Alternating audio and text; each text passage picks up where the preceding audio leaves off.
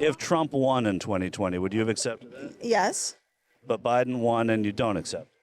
It's not that I don't accept it. I don't believe that he won. But you would believe it if Trump won. Yeah.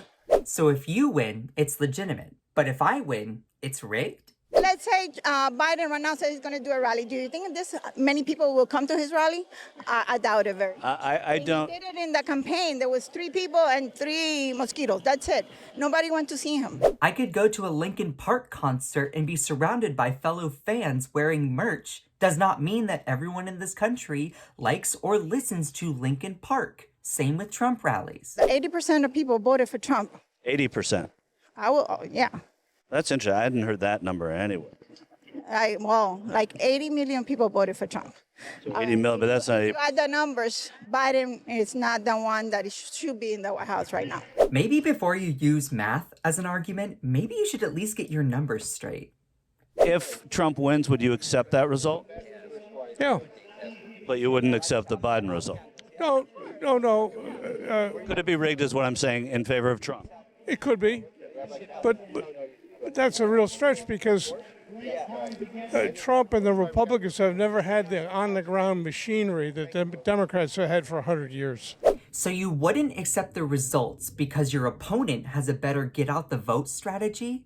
Have these people ever engaged in critical thinking? Sorry, that was a rhetorical question. But he won in 2016.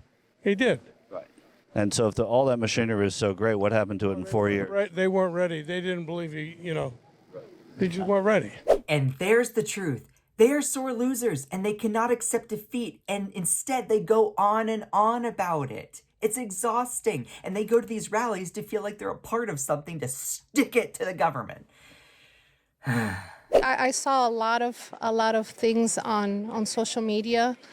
People harvesting ballots, voting multiple times, a list of rosters of people that were deceased still on the roster voting.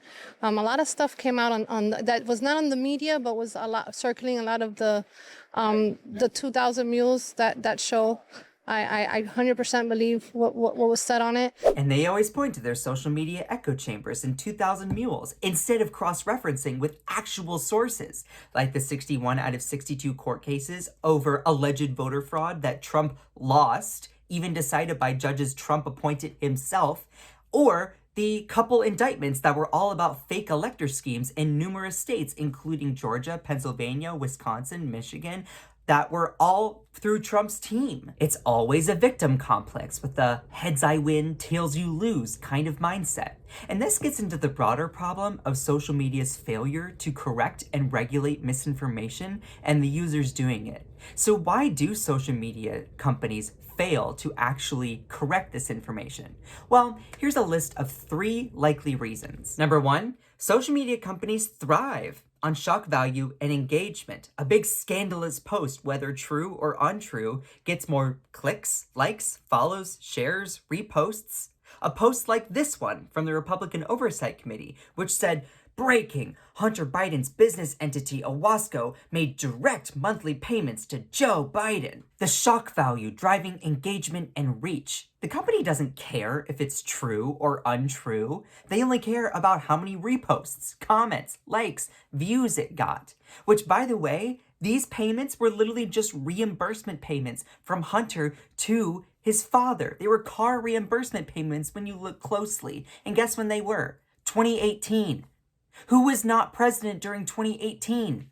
Joe Biden. How can this be an influence peddling scandal in the Biden White House if these payments are occurring when Donald Trump is president? But see, social media companies don't care whether it's true or untrue, because look how many reposts, comments, likes, views, shares it got. Twitter/X is not going to care whether it's true. They're only going to care if it's good for engagement for their social media platform. Which leads me to reason number 2, money. If the eyes, the engagement, the buzz is on social media, the drama, the conflict, then that's where advertisers and marketers want to be. They don't care if the post is true or untrue. They follow where people are going, where the buzz is. So they will pay good money for their posts, their ads, to be next to high engagement posts. They don't care if it's helpful or true for their company. More eyes means more customers, leading to higher brand recognition, which means more sales for them.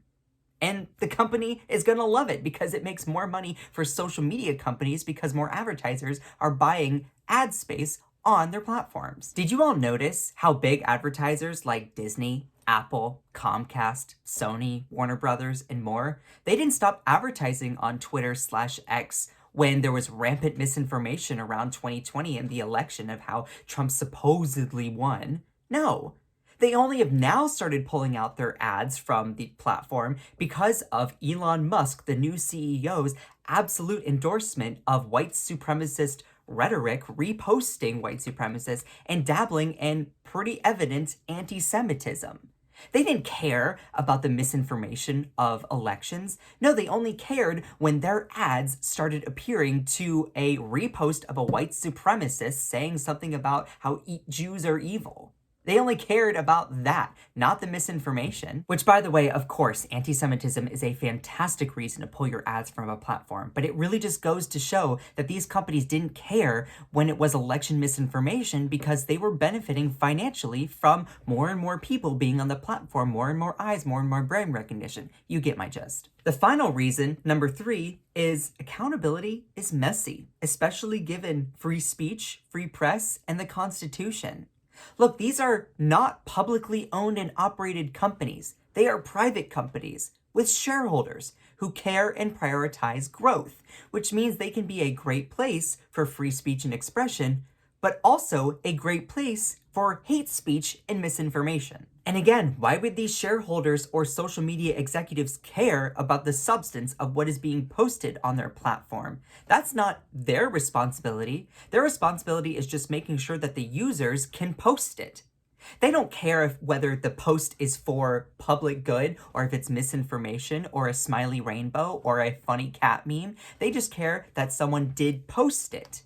They don't have to be accountable to the Constitution. They're accountable to their shareholders, which means the system of accountability is broken and it's based off of a profit model, not the public good. So what is the end result? Well, a vast playground for misinformation users and election deniers who thrive on organic reach and shock value, creating echo chambers where you can pick and choose what you want to believe based off of your own motivated reasoning, while misinformation users don't face the consequences because of the increased engagement, which leads to higher ad buys and sales for more profit for the platform, perpetuating the cycle of injustice.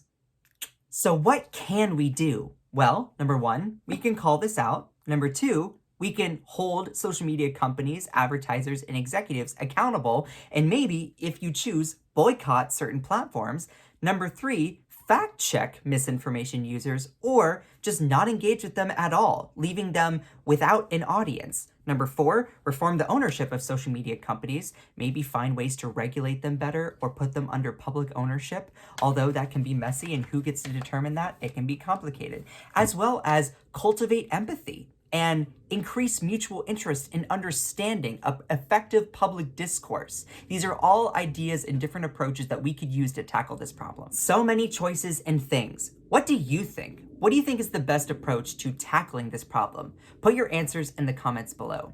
And also, my name is Scott Johnson. You can find more of me, a Southern political gay guy, on my YouTube and on my TikTok, which are both in the description box below. I do a morning live show on TikTok, 7:30 a.m. Eastern Standard Time, and I've been posting very regular YouTube content as well, so you definitely want to go and check that out.